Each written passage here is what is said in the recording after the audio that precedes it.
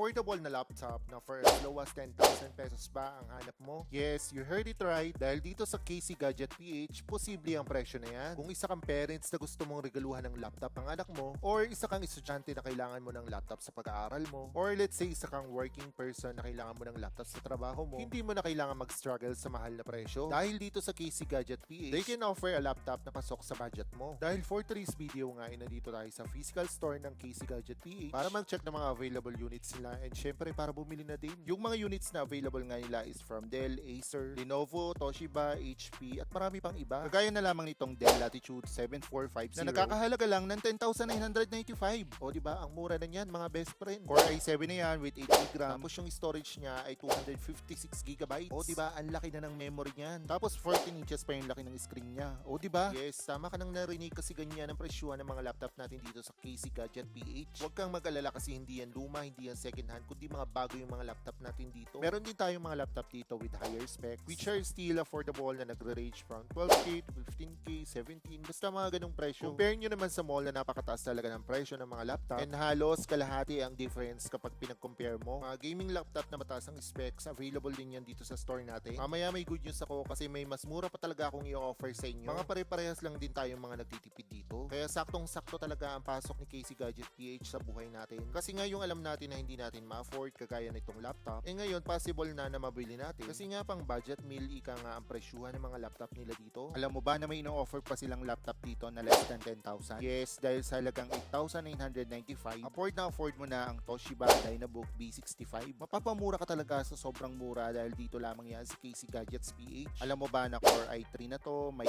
8GB RAM, tapos 256GB storage, and oh my god, 15.6 inches din yung screen niya. Diba napakamura, magpabili ka na sa mama mo.